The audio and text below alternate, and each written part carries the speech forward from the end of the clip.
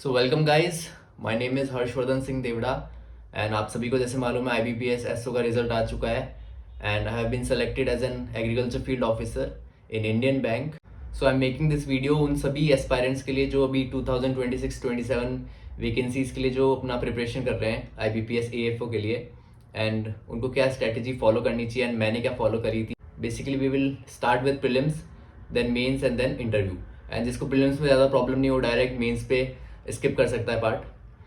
So video start होने से पहले मैं आप सबको बता दूं कि अगर आप IBPS AFO की प्रिपरेशन कर रहे हो, कुछ चीज़ों को अपने माइंड में रखो. जैसे कि सबसे पहले कंसिस्टेंसी. दिस मीन्स कि आपको रोज़ पढ़ना ही होगा. भले ही आप वो 1 घंटा ही पढ़ो, लेकिन आप अगस्त, मान लो इस बार कैलेंडर अगस्त का है, अगस्त में प्रीलिम्स है, तो एक भी दिन स्किप मत करो. आपको डेली ही पढ़ना होगा. And avoid social media completely. Just for 5-6 months आप 5-6 महीने सब छोड़ छाड़ दो. उसके बाद जितना चलाना है उतना चलाओ. So social media means Instagram, Facebook, whatever you use सब हटा दो एक्सेप्ट यूट्यूब, क्योंकि यूट्यूब पे अपन काफ़ी प्रोडक्टिव चीज़ें भी देख सकते हैं अपने कोर्स से रिलेटेड. यस, अगर ये सब हो सकता है then we will start with a strategy. And so let's start with the prelims. Prelims के लिए जैसे अगर बात करें तो दो तरह के स्टूडेंट्स होंगे यहाँ पे. जो अभी जिनका फर्स्ट अटेम्प्ट होगा एंड सेकंड जिनका अटेम्प्ट हो चुके हैं ऑलरेडी. लेकिन हाँ, अगर आपको कुछ बेसिक एकदम सीखना है तो आई सजेस्ट कि आप किसी भी कोचिंग वालों से प्रीलिम्स की क्लासेस ले लें. उनसे आपको मैक्सिमम 10-15 दिन में सब मालूम पड़ जाएगा कि सिंप्लीफिकेशन क्या होता है, अप्रॉक्सीमेशन क्या होता है, DI क्या होता है, पजल्स क्या होते हैं, पजल्स कैसे सॉल्व करते हैं, ये सब आपको उन क्लासेस से मालूम पड़ जाएगा. देन उसी के एडवांस में जाके अपन प्रैक्टिस करेंगे. So now I am talking कि ये सब आपको आने के बाद कहाँ से क्या प्रैक्टिस करनी है. सो टॉकिंग अबाउट इंग्लिश में जैसे मैंने भी जो कोर्स लिया था उससे मैंने इंग्लिश में स्टार्ट किया वही ग्रामर के लिए. तो मैंने ज़्यादा से ज़्यादा 5-6 दिन पढ़ा ग्रामर. एंड वो ग्रामर के मैंने, लेट मी शो यू. तो इंग्लिश में आपको क्या करना है, यूट्यूब पे 2 पेजेस मैं रिकमेंड करता हूँ. अनुभव Goswami sir and Nimisha Bansal ma'am. तो बेसिकली होता क्या है कि ये रोज़ सुबह अपने एडिटोरियल क्लासेस अपलोड करते हैं. एडिटोरियल में क्या होता है कि जैसे न्यूज़पेपर, जैसे हिंदू न्यूज़पेपर हो गया, फिर द इंडियन एक्सप्रेस हो गया, उनके जो आर्टिकल्स होते हैं तो उनको वो पूरी तरह से पढ़ाते हैं, समझाते हैं, उसी से क्वेश्चंस अपने बनाते हैं. उसको देन ऐसे क्रिएट करते हैं कि आप एग्जाम्स में कैसे इनको क्लियर कर सकते हो.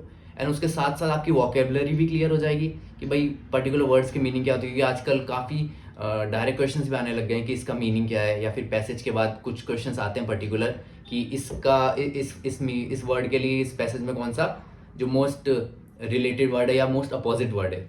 तो ये सारे आपके जितने भी क्वेश्चंस है वो सब उस आर्टिकल वाली क्लास से क्लियर हो जाएंगे आराम से. मैंने सिर्फ और सिर्फ वो क्लासेस लिए, उसके अलावा कुछ भी नहीं. पर्टिकुलरली मैंने अनुभव सर की क्लासेस ज़्यादा ली है.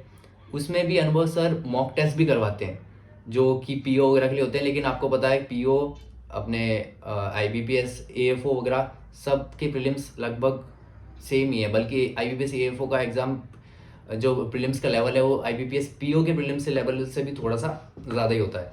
तो आप IBPS PO के कंसिडर करके भी उसके जो मॉक्स है वो दे सकते हैं. या इंग्लिश में एक और चीज़ की आपको रीडिंग तो करनी पड़ेगी. रीडिंग स्पीड बढ़ाओ. आप जैसे फर्स्ट टाइम आप स्टार्ट करोगे तो आपको कुछ समझ नहीं आएगा, लेकिन बिलीव मी, आप जब 7 दिन 15 दिन आप उसको कंटिन्यूस पढ़ते रहोगे, एडिटोरियल पढ़ते रहोगे, आपको ऑटोमेटिकली सब समझ आने लग जाएगा. तो बी कंसिस्टेंट. इसलिए मैंने कहा था कंसिस्टेंट रहोगे तो ये सब पूरा एग्जाम निकल जाएगा. Then let's talk about quants में मैं पहले ही क्लियर कर देता हूँ कि मैंने अरिथमेटिक टच नहीं किया था. एंड क्वांट्स में बड़ा जस्ट ठीक है, ये मेरे क्वांट्स के सब्जेक्ट लिखे हुए हैं एंड जिस पे मैंने टिक किया है बस मैंने वही पढ़ा है जो मैं आपको बता देता हूँ. सबसे पहले start with simplification, number series, then age, boat and stream, time and distance, then trains.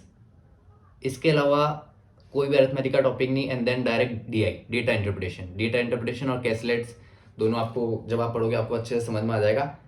And इसके साथ ही जैसे आप कोचिंग जो भी कोर्स लोगे वो आपको पहले ही बता देंगे आपको 25 तक सारी टेबल्स आनी चाहिए, 25 तक सारे स्क्वायर्स, क्यूब्स वगैरह ये सब आने चाहिए, एंड कैसे डिवीजन मल्टीप्लिकेशन, वो सब आपकी प्रैक्टिस ऑलरेडी हो जाएगी जब आप वो कोर्स लोगे, एंड उसकी थोड़ी सी 7-15 दिन की ज़्यादा से ज़्यादा लगेंगे आपको।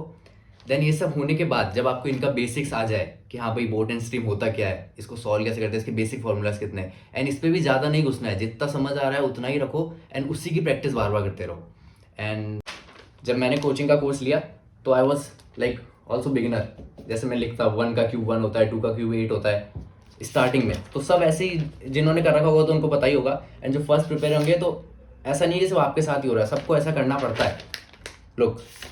एंड उसके बाद ही आप खोल के भी नहीं देखोगे, क्योंकि जब आपकी प्रैक्टिस हो जाएगी तब आप डायरेक्ट डीआई वगैरह सॉल्व करोगे ना, तब आपके पेजेस कुछ ऐसे दिखेंगे। ठीक है, तो आपको जब ये पूरा बेसिक क्लियर हो जाए, उसके बाद क्वांट्स के लिए Ashish Arora sir YouTube classes YouTube पे मॉक्स कराते हैं, हर टॉपिक के मॉक्स है। अगर आपको कोई पर्टिकुलर टॉपिक भी मान लो आपके कोर्स से समझ नहीं आ रहा है, आपको एक्स्ट्रा क्वेश्चंस देखने हैं, तो जस्ट सर्च ऑन यूट्यूब वो टॉपिक डायरेक्टली, और नवनीत तिवारी सर जो कि अड्डा पे पढ़ाते हैं आई थिंक, उनकी क्लासेस वो बेसिक्स एकदम बेसिक से पढ़ा सकते हैं। अगर आपको डायरेक्ट क्वांट्स की जो भी आपने कोर्स ले रहा है उससे भी समझ नहीं आ रहा है, तो बस डायरेक्ट ये टॉपिक सर्च करो एंड नवनीत तिवारी या फिर आशीष अरोड़ा लिखो, उन्होंने बेसिक से एडवांस लेवल तक पूरा समझा रखा है, उसी के क्वेश्चंस उन्होंने बहुत सारे मॉक्स बना रखे हैं। तो आप वो बस रिपीट करते जाओ, वही आपको वीडियोस रिपीट करते जाना है, पेन खाली करने पड़ेंगे, प्रैक्टिस तो करनी ही पड़ेगी, डेली करनी ही पड़ेगी, घंटों घंटों प्रैक्टिस करनी पड़ेगी। एंड प्रीलिम्स के टाइम में एक और चीज़ बता दूं कि जब जैसे मान लो अभी जो अगस्त में प्रीलिम्स है आई थिंक 2026 का, तो एंड अभी इनिशियल टाइम है, तो अभी आप मेंस पे ज़्यादा फोकस करो, 60% मेंस कर दो एंड 40% प्रीलिम्स कर दो। देन जब 3 या फिर 4 महीने बचे हो प्रीलिम्स के लिए, तब आप 60% प्रीलिम्स कर दो एंड 40% मेंस के लिए पढ़ो। मैंने प्रीलिम्स के लिए सिर्फ आई थिंक मैक्सिमम 3 मंथ्स पढ़ा होगा, उसके अलावा मैंने प्रीलिम्स के लिए कुछ भी नहीं पढ़ा है। मतलब 3 मंथ्स में अच्छे से अच्छा प्रीलिम्स प्रिपेयर हो सकता है, क्योंकि अपन को टॉप नहीं करना है, अपन को बस क्वालिफाई करना है मार्क्स, एंड उतने मार्क्स आराम से आ जाते हैं 3 महीने में। टॉक अबाउट रीजनिंग मोस्टली लोगों को ईजी ही लगेगा, except puzzles and sitting arrangement वगैरह। वो भी जब आप कोर्स लोगे तो आपको मालूम पड़ जाएगा कि कैसे उनको मतलब कैसे बिठाते हैं। जब मान लो कि 14 जने बैठे हैं, कोई नॉर्थ देख रहा है, कोई साउथ देख रहा है, तो अभी तो आपको कुछ समझ नहीं आएगा कि जैसे स्टार्ट करोगे तब, लेकिन 5-10 दिन में जब पूरा समझ आने लग जाएगा, मान लो आपने पूरा समझ लिया है कि हाँ भाई पजल्स होते क्या है, सिटिंग अरेंजमेंट होती क्या है, उसके बाद वापस आ जाओ यूट्यूब पे, देन सर्च पुनीत सर या फिर अंकुश लांबा सर। ठीक है, यूट्यूब पे पुनीत सर या अंकुश लांबा सर लिखो, एंड उनकी पजल क्लासेस या फिर जो भी मिसलेनियस क्वेश्चंस होते हैं ये सब, तो इन सब में सिर्फ पजल से आपको हार्ड लगेगा, जो कि आप सर्च करोगे यूट्यूब पे, एंड उसकी प्रैक्टिस बार बार करते रहोगे। एंड मेनली होता क्या है, जो भी ये जैसे मान लो अंकुश लांबा से मैंने काफ़ी क्लासेस लिए उनकी यूट्यूब पे ही फ्री क्लासेस, तो मैं उनको मतलब पजल्स का उन्होंने स्टार्ट किया, तो वो पजल साथ में बनाते हैं, तो जब वो साथ में बनाते हैं तो उससे पहले ही पॉज कर लो, और वो टाइम भी देते हैं कि हाँ भाई इतने टाइम में कर लो, तो पॉज किया, वो पजल बना, वेल एंड गुड, नहीं बना उसका देखो मेथड, एंड ट्राई ये करो, भले ही 1 घंटा लग जाए लेकिन उस पजल के पीछे पड़े रहो, क्योंकि जब तक खुद से पजल नहीं बनाओगे तो हमेशा आपकी आदत हो जाएगी बार बार वो रिजल्ट देखना। इसलिए कि ट्राई करते रहो, एंड बनेगा, भले 5 दिन नहीं बने, 10 दिन नहीं बने, 11वें दिन अपना आप बन जाएगा, और आपको इतना मजा आने लगेगा पजल्स में कि भाई उसके बिना तो दिन ही नहीं कटेगा। एंड इसका भी मैं बता दूं, look, blood relation, every beginner start with this only. See, जैसे मेल के लिए अपन बॉक्स बनाते हैं, फीमेल के लिए स्क्वायर, ब्रदर एंड सिस्टर के लिए single line, double line, husband wife के लिए, सब लोग ऐसे ही स्टार्ट करते हैं। ठीक है, देन उसके बाद आपको देखना है कि होता क्या एक्चुअल में, उसके बाद हालत ये हो जाती है, क्योंकि आप वापस इसको मोड़ के कभी देखने ही नहीं वाले, ये बस समझने के लिए है। इसलिए हम टेलिंग कि एक कोर्स लेके बस समझ लो, उसके बाद बस यूट्यूब पे सर्च करो एंड प्रैक्टिस करो, बस। Prelims is all about practice and mock, that's it. ये सिटिंग अरेंजमेंट मैंने ऐसे लिख के पढ़ा है, मतलब समझने के लिए। देन उसके बाद धीरे धीरे आपकी हालत ऐसी हो जाएगी, ऐसी आप अपना आप सब करने लगोगे। एंड जिनका सेकंड अटेम्प्ट या थर्ड अटेम्प्ट उनको तो पता ही है कि ऐसा ही होने वाला है, बट हाँ जिनका सेकंड थर्ड अटेम्प्ट है, अगर उनका नहीं हुआ तो ऑब्वियसली उनको पता होगा कि या तो प्रैक्टिस कम रही है या फिर पजल नहीं बना टाइमिंग पे, क्योंकि टाइम बहुत इंपॉर्टेंट एस्पेक्ट है पूरे कॉन्ट्स एंड रीजनिंग में। तो मेनली इंग्लिश तो हो जाता है, चलो टाइम काफ़ी मिल जाता है, पर कॉन्ट्स एंड रीजनिंग के लिए टाइम मैनेजमेंट के लिए सिर्फ एक ही सॉल्यूशन है, वो है मॉक्स। जितने हो सके उतने मॉक्स दो एंड फर्स्ट डे से मॉक्स लो। भले ही मार्क्स नेगेटिव में आ रहे हो तो भी मॉक्स दो। मॉक्स किसी से भी ले सकते हो आप, ACC से लो, अड्डा से ले लो, या फिर कोई बैंकिंग की बहुत सारी वेबसाइट है, आई एग्ज़ाम भी है, और और भी बहुत सारे, यहाँ पे को नाम याद नहीं आ रहा। किसी से भी मॉक्स लो एंड प्रैक्टिस करो। एंड हाँ, मॉक एनालाइजेशन करना इज़ वेरी इंपॉर्टेंट। मैं कैसे करता था, मान लो मैंने पूरा मॉक दे दिया, उसके बाद फर्स्ट ऑफ ऑल मैं देखता था जो मुझसे हो गया उसको तो मैं छोड़ देता था, एंड जो मुझसे नहीं हुआ पहले उसको देख लेता था कि इसमें कैसे नहीं हुआ एंड उसका सॉल्यूशन क्या होगा। देन उसके बाद जो क्वेश्चंस बच गए उसी को मैं पूरा सॉल्व करता था। यही मेरा मॉक एनालाइजेशन था, इसके अलावा और कुछ भी नहीं। हाँ, एंड मॉक्स में क्या होता होगा मोस्टली, जैसे मैंने मॉक्स ना ACC के दिए थे, तो ACC में इजी, मॉडरेट और हार्ड करके कैटेगरीज बनाई हुई है। तो इजी तो मैंने आज तक कोई एक भी मॉक नहीं दिया, क्योंकि इजी आप दोगे भी तो आपको एकदम हलवा सा लगेगा, क्योंकि आप जब प्रैक्टिस करके ऑब्वियसली मॉक दे रहे हो तो बहुत ही ईजी सा लगेगा, तो आपको देने का मतलब ही नहीं होगा। मॉडरेट से will start, moderate and hard भी जब मॉक्स देना आप स्टार्ट करोगे तो उसमें एडवांस पजल्स या फिर एडवांस DIs वगैरह आने लगेगी। वो सब आप बार बार सॉल्व करते रहोगे, आप 100 मॉक्स दे दोगे, उसके बाद बहुत ज़्यादा फर्क पड़ जाएगा। परसेंटाइल मैटर करती है। जैसे मान लो 100 जनों ने दिया, आई मीन 100 जनों ने दिया, मान लो 500-600 जनों ने दिया, तो आप ट्राई करो कि आप टॉप 100 में आ सको, टॉप 50 में आ सको। एंड ये एकदम से तो होगा नहीं, जब आप मॉक धीरे धीरे दोगे तो ग्रेजुअली 1 महीने के अंदर अंदर आप काफ़ी अच्छे मार्क्स लाने स्टार्ट कर दोगे। एंड आई एम कंसिडरिंग कि आप ये सब प्रैक्टिस कर रहे होंगे उसके बाद ही, वरना तो फिर आप देखते रहोगे कि वो मार्क्स कभी इंक्रीज होंगे ही नहीं। एंड बिलीव में जब आप प्रैक्टिस करते रहोगे तो ये मार्क्स ग्रेजुअली एक दिन में ऐसे स्टार्ट होंगे कि हाँ भाई, कॉन्ट्स में कभी मेरे खुद के कॉन्ट्स में मार्क्स सिर्फ कभी 5 आते थे, कभी 6 आते थे इनिशियल डेज में। देन उसके बाद अपना धीरे धीरे ग्रेजुअली देन 30-35 तक पहुँच गए। सो प्रीलिम्स में बस यही है, इसके अलावा आई डोंट थिंक कुछ रहा होगा। उसके बाद से मैंने आपको कुछ रिकमेंड किया है यूट्यूब चैनल्स, उसके वीडियोस डेली देखने एंड डेली आपको प्रैक्टिस करती रहनी है। बस यही मॉक का एक स्ट्रेटजी है जो मैंने फॉलो किया है, एंड इससे मार्क्स आ चुके हैं। वो आपको मॉक में दिखने लग जाएगा आपका रिजल्ट जब आप ये सब फॉलो करोगे। ठीक है, मेंस में भी मैं 2 कैटेगरी में बता देता हूँ। एक जो एकदम बिगिनर है, जिन्होंने अपनी BSc एग्रीकल्चर में बिल्कुल भी नहीं पढ़ाया, और जो स्कूल टाइम से भी एग्रीकल्चर के नहीं है, आई मीन जो बायो के हैं, उन्होंने बाद में एग्रीकल्चर लिया, तो उनको स्टार्ट करना चाहिए विथ दिस अरुण कात्यायन की वॉल्यूम 1 और वॉल्यूम 2। इसमें एकदम बेसिक से समझा रखा है, पूरा पैराग्राफ दे दे के कि भाई क्या होता है एग्रोनॉमी वगैरह, कैसे सॉइल क्या होता है, पूरा एकदम बेसिक से। तो जिन्होंने इतना बिल्कुल नहीं पढ़ा और जिनको पता नहीं एग्रीकल्चर का मतलब ज़्यादा नॉलेज नहीं है, तो उनको स्टार्ट करना चाहिए अरुण कात्यायन से। एंड जिन्होंने थोड़ा बहुत पढ़ रखा है, जिनको मतलब थोड़ा बेसिक समझ में आता है एग्रीकल्चर का, वो कोई भी कोचिंग के नोट्स उठा लो, ठीक है, भले वो ACC हो या फिर अड्डा हो, नॉट प्रमोटिंग एनीथिंग। एंड उससे होता क्या है कि आपको एक्स्ट्रा टाइम बहुत मिल जाता है। जैसे मोस्टली क्या 6 बुक्स होती है, उन 6 बुक्स में मेजर और माइनर में दोनों डिवाइडेड होते हैं। तो मान लो आपके पास फिक्स नोट्स है, एंड यस प्लीज़ खुद का सोर्स सिर्फ एक ही रखना, उसी सोर्स को बार बार आपको रिवाइज करना है। तो जब आपने कोई फिक्स कोचिंग का मटेरियल ले लिया, उसको फिक्स कर लिया, उसको रिवाइज करना है, उसके साथ में आपको ये सबको पता ही होगा नेमराज सुंडा, ये तो आपको पढ़नी ही पढ़नी है। इसको चाहे आप 5 बार पढ़ो, 10 बार पढ़ो, 20 बार पढ़ो, ये तो वो होते हैं ना हैंड नोट्स, वो है ये। सो अब क्या हो गया, जब आपके पास ऑलरेडी फिक्स नोट्स हैं, जिससे मैं आपको बता दूं 30 क्वेश्चंस जो IBPS AFO मेंस में 60 क्वेश्चंस आते हैं, ठीक है, उसमें आराम से 30 क्वेश्चंस आपके जो कोचिंग के नोट्स होंगे, और ये आपकी नेमराज सुंडा एकदम बेसिक से ही पढ़ा होगा ना, एकदम नॉर्मल हलवे तरीके से, तो भी उसमें से 30 क्वेश्चंस आराम से आ जाते हैं, क्योंकि इनके बाहर से नहीं आता। इसके बाद जो 30 क्वेश्चन होते हैं, इन क्वेश्चंस को अगर अपन करते हैं तो जाके सिलेक्शंस होता है, क्योंकि आपको मालूम है इस बार भी 33.50 गई है कट ऑफ, UR की बात कर रहा हूँ मैं। एंड उससे जब 8-10 नंबर ज़्यादा लेके आते हैं तब जाके अपन को सिलेक्शन मिलता है, क्योंकि नॉर्मलाइजेशन मेंस के मार्क्स को 1.33 से मल्टीप्लाई करते हैं। तो इसके बाद के जो 30 क्वेश्चन हैं वो आपको कहाँ से पढ़ना है और वो सिलेक्शन कहाँ से होगा वो मैं बता देता हूँ। फर्स्ट ऑफ ऑल एक आदत डाल लो, सुबह उठते ही न्यूज़पेपर पढ़ना है। ये मैं पहले से ही पढ़ता था, लेकिन न्यूज़पेपर में होता क्या है कि मोस्टली स्कीम्स के बारे में आता ही रहता है, क्योंकि इस बार भी 2025 में जो भी जिसका भी रिजल्ट आया उसमें 9 to 10 क्वेश्चंस स्कीम्स आए थे। स्कीम्स करंट अफेयर्स वगैरह, जैसे केसीसी होता है, एमएसपी होता है, अभी स्कीम्स क्या चल रही है, वेदर बेस्ड वाला क्वेश्चन आया था। ये सब डायरेक्ट स्कीम्स आता है तो मोस्टली न्यूज़पेपर कवर कर देता है।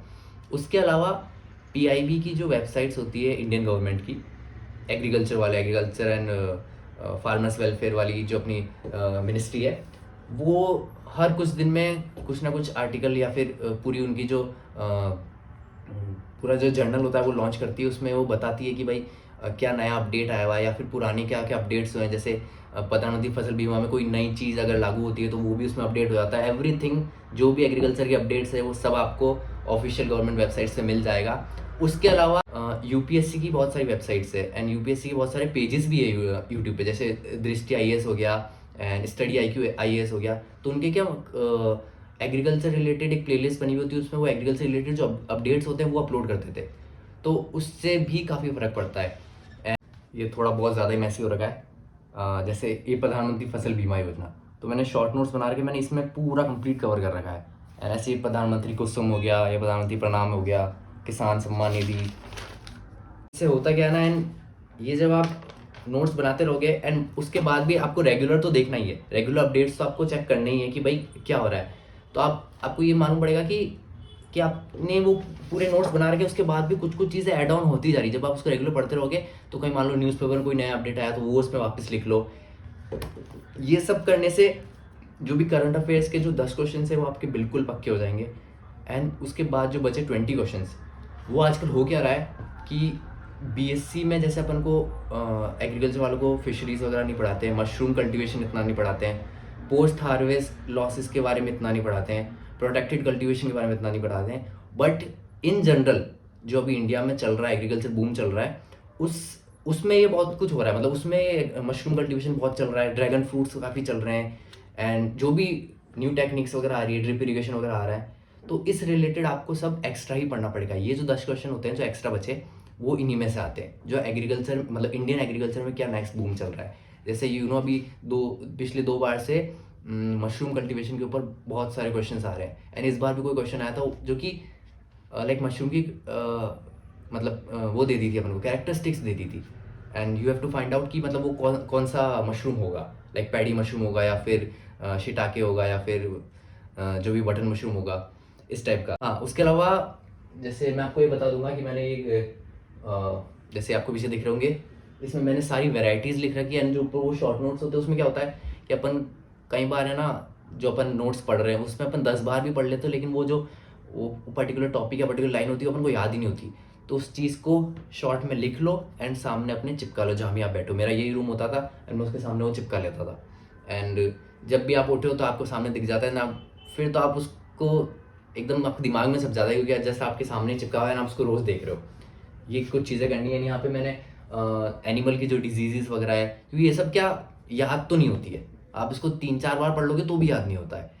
और तो फिर क्योंकि बार बार मिसिंग होती है, अलग अलग टर्म्स होती है इसमें, एंड इसके लिए क्या करता हूँ मैं, ये जितनी भी डिजीज़ वगैरह होती है या फिर पर्टिकुलर वेराइटीज़ वगैरह होती है तो उनको मैं ऐसे इस टाइप में लिख लेता था।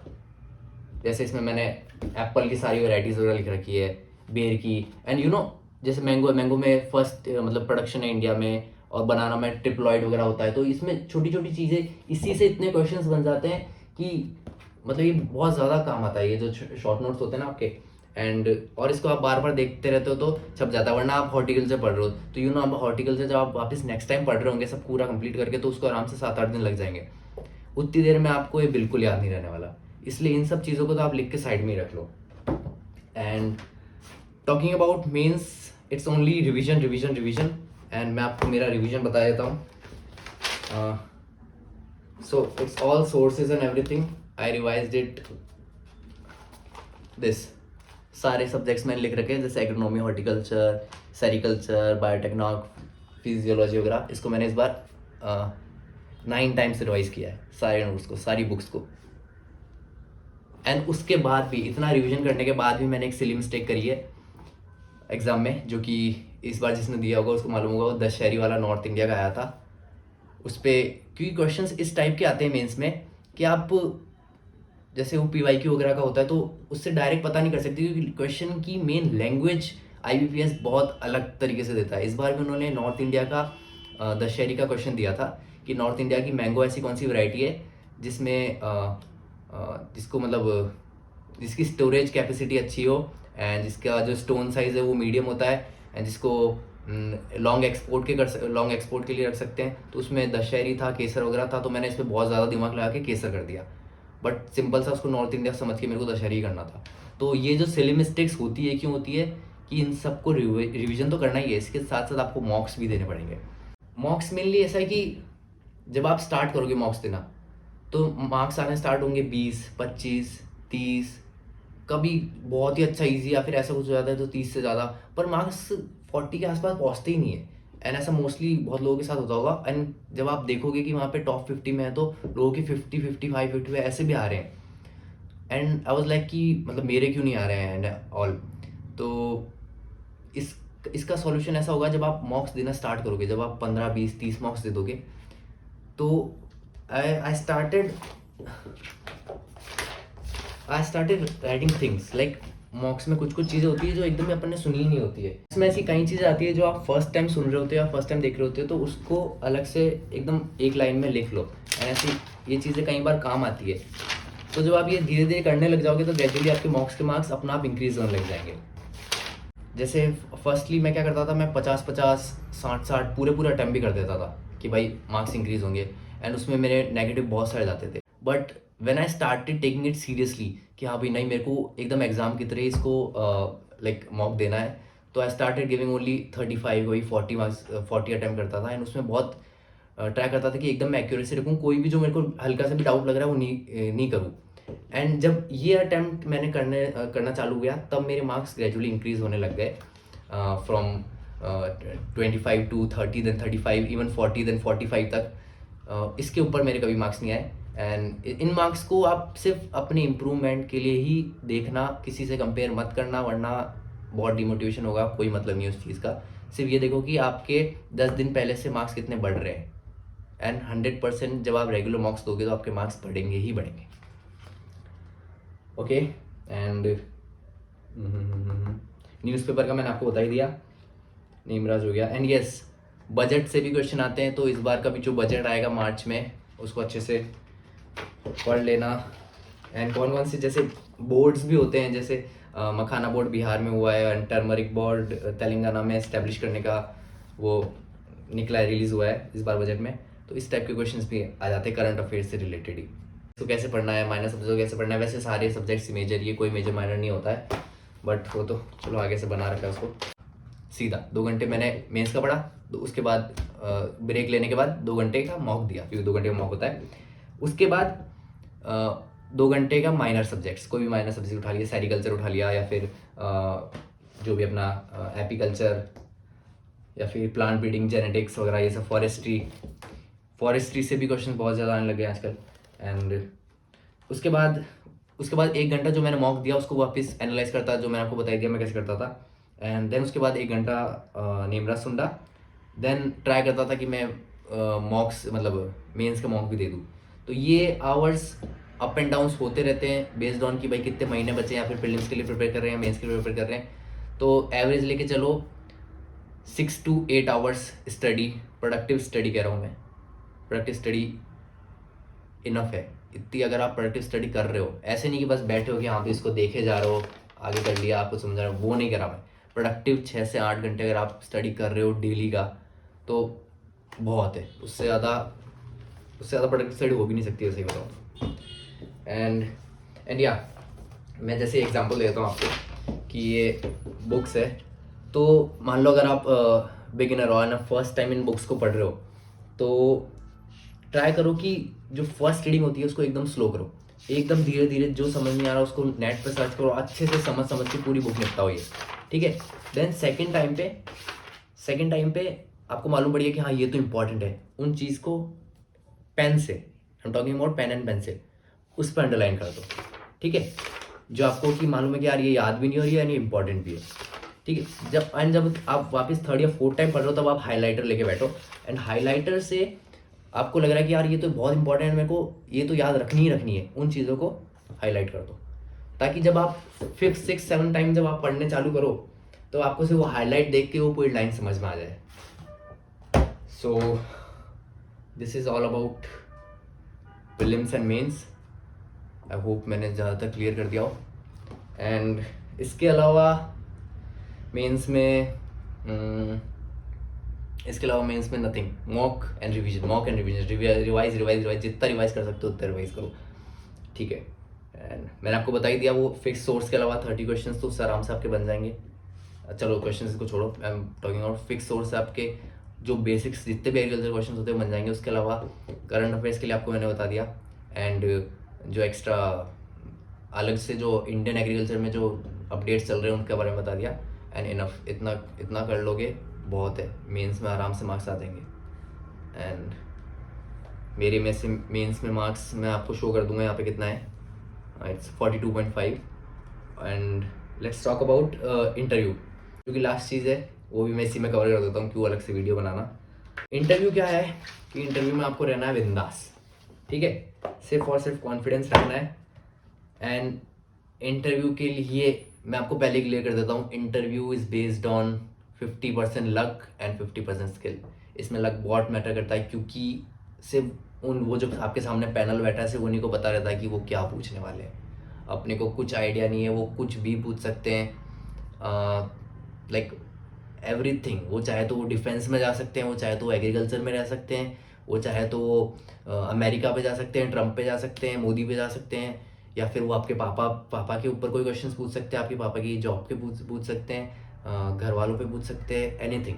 तो बट इसके अलावा जो बेसिक क्वेश्चंस होते हैं, वैसे वो एग्रीकल्चर से रिलेटेड जो क्वेश्चंस पूछेंगे वो तो अपने को आ ही जाएंगे. वो एकदम इजी क्वेश्चन पूछते हैं कि आपके रिलेटेड, जैसे आप किसी एरिया से बिलोंग करते हैं ना, तो इस एरिया में आपके कौन सी क्रॉप्स होती है, आपके सॉइल किस टाइप की है, एंड उसमें अभी क्या नया कुछ अपडेट हो रहा है क्या, जैसे आपके एग्रीकल्चर में कुछ नई मशीनरी आ रही है क्या, नई क्रॉप वेराइटीज़ मतलब लोग प्रोड्यूस कर रहे हैं क्या, इस रिलेटेड क्वेश्चंस होते हैं.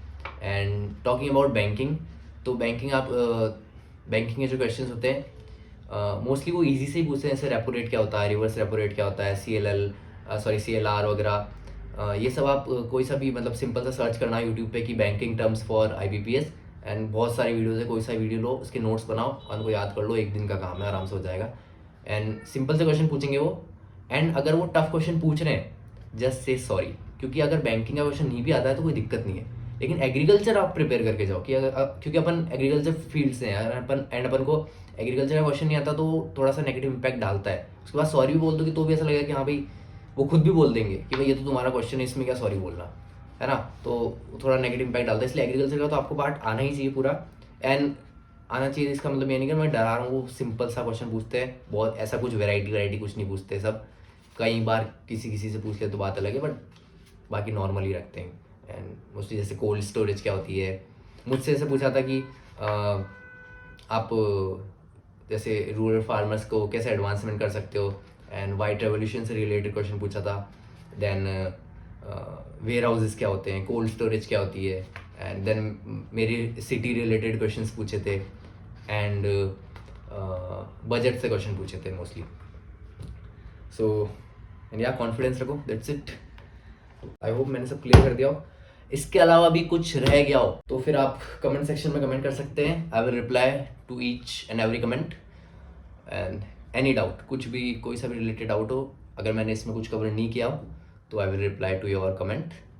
And thanks for watching. And या बी कंसिस्टेंट. वापस कहता हूँ कि इमरजेंसी अपन अवॉइड कर सकते कि हाँ भाई सबके घर में कोई इमरजेंसी होगी, हाँ उस दिन छुट्टी हो गई, बट उसके अलावा ऐसा कोई भी दिन नहीं होना चाहिए कि आप कह रहे हो कि नहीं पढ़ने का मन नहीं कर रहा. तो फिर भगवान भी कह देते हैं कि वाह मेरा ही मन नहीं कर रहा इसको सेलेक्ट कराने का. सो अगर बिल्कुल मान लो तबीयत भी ख़राब है ना, तो भी कम से कम 1 घंटा तो दिन का निकाल ही लो. उसके अलावा तो आपको पढ़ना ही है. डेली 7-8 घंटे निकालो. And we will meet again. Thank you.